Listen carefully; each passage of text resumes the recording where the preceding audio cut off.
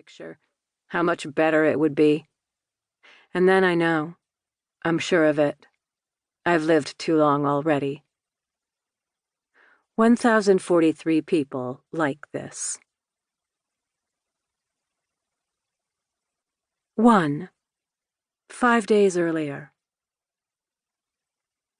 In bed late at night with her laptop, Jackie Reed sometimes forgot there were others in the house. That's how quiet it was here, with these hushed boys of hers, always with their heads down, with their shuffling footsteps in their padded sneakers, their muttered greetings, their doors closing behind them. When did kids get to be so quiet? When she was their age, well, Wade's age anyway, Jackie clumped around in her Doc Martens and slammed doors. She'd blast her albums loud as they'd go, Violent Femmes and Susie and Scraping Fetus Off the Wheel, edging up the volume until her bones vibrated with the bass, the drums, flailing around her room, dancing as hard as she could with her parents pounding on the walls, begging her to turn it down. "Please, Jacqueline, I can't hear myself think." Looking back on it now, she saw it as a rite of passage, the same one her mother had gone through with her Elvis and her Leslie Gore, and her grandmother, too, no doubt, cranking the Mario Lanza as though she were the only person who mattered in the cramped Brooklyn walk-up where she grew up. There was such power in loud music, such teenage energy and rebellion and soaring possibility. Who'd have thought, back then, that it would all go extinct within just one generation?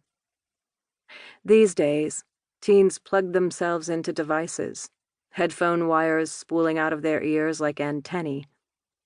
They kept their music to themselves, kept everything to themselves, and their devices and the friends they talked to on those devices, all of whom you couldn't hear, couldn't see unless you swiped their phones away mid-conversation to read the screen, and who wanted to do that?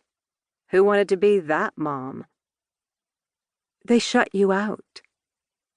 Your children shut you out of their heads, their lives, and that was a form of rebellion so much more chilling than blasting music or yelling. They made it so you couldn't know them anymore. They made it so you couldn't help.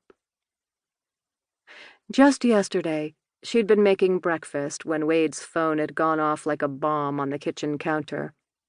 That incoming text tone of his, literally like a bomb, the sound of an explosion.